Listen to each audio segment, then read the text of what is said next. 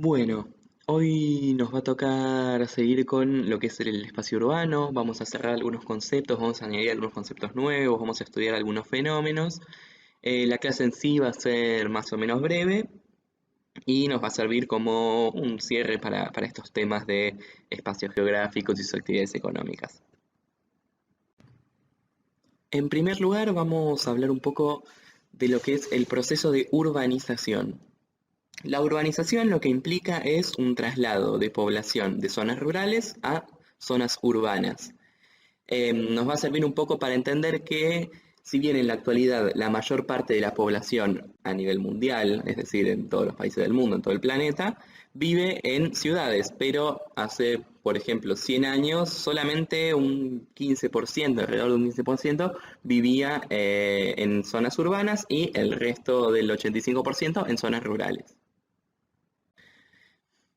Este proceso se inició más o menos a nivel mundial desde lo que son fines del siglo XIX. El siglo XIX es aquel que va desde el año 1801 al año 1900, pero no fue en todo el mundo de la misma manera ni al mismo tiempo. Por ejemplo, en nuestro país esto comenzó más o menos en las primeras décadas del siglo XX, lo cual coincide con la industrialización que se inició en la década de 1930. ¿Por qué esto va de la mano o va como consecuencia de la industrialización? Bueno, básicamente porque las industrias se desarrollan principalmente en las zonas urbanas. Entonces, que haya un crecimiento de una actividad económica que se produce en las ciudades hace que haya migraciones desde las zonas rurales a buscar trabajos, por ejemplo, a las zonas urbanas. Estas transformaciones siempre requieren que haya políticas adecuadas de planificación territorial que permitan acompañar este proceso, porque bueno, tiene evidentemente muchos impactos negativos, que bueno, en nuestro país no fue tan bien acompañado desde las políticas y esto genera, bueno, que se evidencie mucho, por ejemplo, la falta de infraestructura, que es un concepto que hablamos la clase pasada, donde las ciudades no están preparadas, digamos, para recibir esa cantidad de población que está llegando desde zonas urbanas, para ese crecimiento de población. Otro impacto que pueden tener negativo es, por ejemplo, la contaminación ambiental, ¿no? Si pensamos en una ciudad con muchísima población, bueno, va a haber mucho tránsito y sabemos que los autos son muy contaminantes, por ejemplo, o que quizás la ciudad está produciendo muchos residuos, pero los servicios de recolección no dan abasto porque quizás es una cantidad gigante. Y también trae problemas, ¿no? Como lo que son la pobreza urbana, que es algo que vamos a hablar un poquito más en esta clase. Bien, pasamos ahora a explicar este mapa que tenemos acá, que ustedes lo van a tener subido junto con el apunte. Nada, más o menos para explicarlo, acá podemos observar, si bien es un mapa que está desactualizado con el censo de 2001, me parece que estaba bueno como para ir viendo un poco dónde están las principales metrópolis, dónde están los principales centros urbanos en nuestro país, y nos va a servir como ayuda para observar un poco un fenómeno de que vamos a hablar ahora.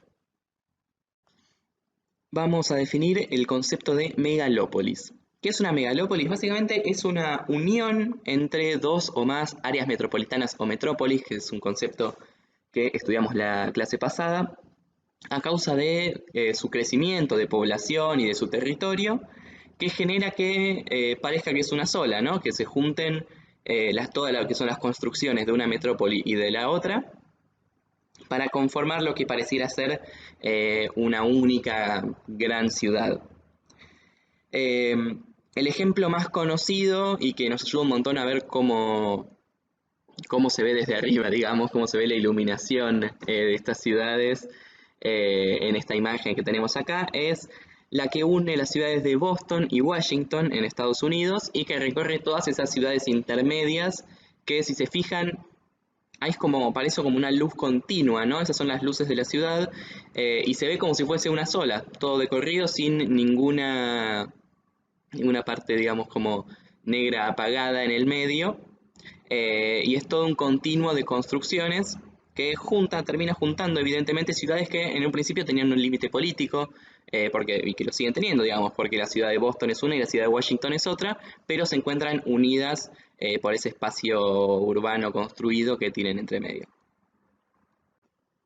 En nuestro país actualmente hay una megalópolis en formación, digamos, que está terminando como de desarrollarse, que este mapa nos va evidentemente a permitir ver cómo esos grandes puntos, digamos, que tenemos ahí de población podrían llegar a unirse, si bien esto nos habla de cantidad de población y no de expansión del territorio, que va desde el Gran La Plata, más bien al sur, hasta lo que es el Gran Rosario, atravesando evidentemente lo que es el Gran Buenos Aires. Es como una gran ciudad, un gran espacio urbano que se está formando entre varias metrópolis en nuestro país.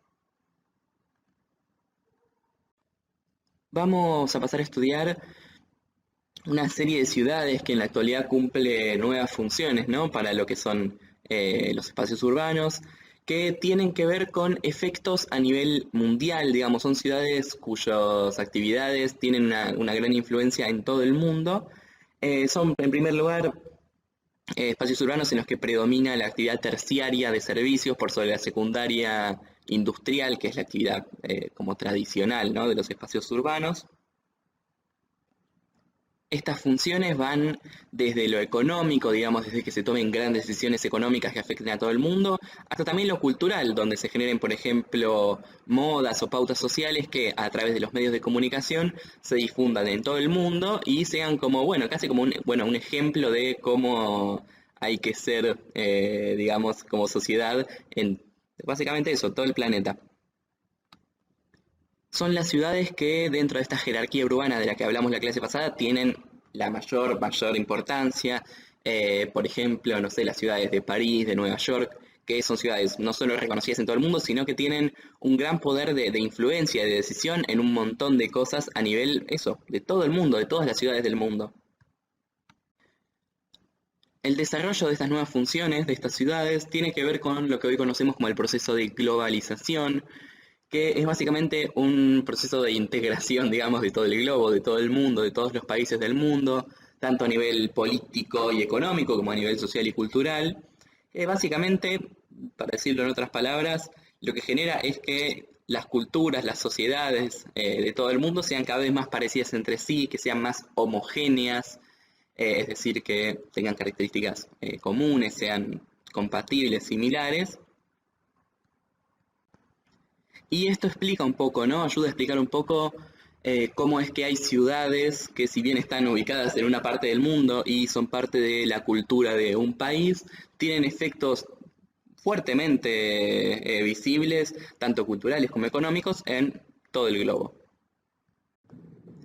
Para cerrar nuestra clase vamos a hablar de una de las principales características muy negativas que tienen las ciudades actuales, que es el aumento de las desigualdades.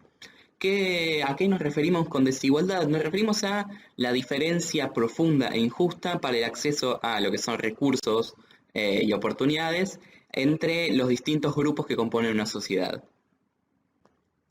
Estas grandes diferencias en lo social y en lo económico se van a evidenciar muy fuertemente y van a quedar plasmadas en lo que es la distribución del espacio urbano.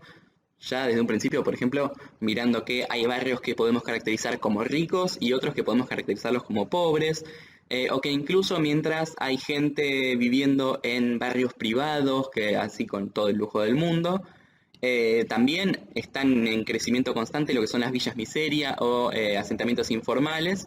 Y esto evidentemente eso es un proceso que está en simultáneo, ¿no? Mientras hay gente que tiene acceso a un montón de cosas, hay gente que tiene acceso a muy pocas.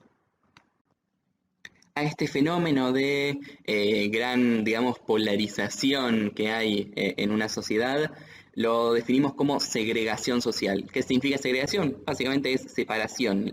Los grupos sociales están separados según su nivel adquisitivo, digamos, según la cantidad de recursos y de oportunidades a las que se puede acceder y a las que no. Y como hablábamos recién, estas diferencias se ven muy marcadamente en dónde y cómo reside un grupo social y dónde y cómo reside otro grupo social. Y para ejemplificar, yo usé estos dos fenómenos como muy contrarios, que son el barrio cerrado, que vamos a pasar a definirlo un poco, que básicamente es un lugar que tiene el acceso restringido solamente para la gente que vive ahí, digamos, no es un espacio público en donde uno transita las calles normalmente, como en casi todos los lugares del mundo, ¿no? Donde uno transita y puede pasar por la puerta de la casa de otro, digamos. Acá no, acá solamente pueden transitar ese espacio la gente que vive ahí, que evidentemente es gente que tiene un nivel socioeconómico bastante similar y que elige vivir en un lugar donde solamente tenga contacto con gente que es similar en ese sentido a ellos mismos. En el otro extremo están lo que son los barrios de emergencia o villas miseria, que tienen diversos nombres según el país. Por ejemplo, en Brasil se las conoce como las famosas favelas, que son básicamente asentamientos informales, informales porque no estaban como planeados en el planeamiento urbano original, y se van como añadiendo según se va moviendo gente a lo que son los espacios urbanos y necesita de un lugar para quedarse. Y están constituidos con viviendas bastante precarias, incluso en algunas están hechas directamente con chapa y cartón.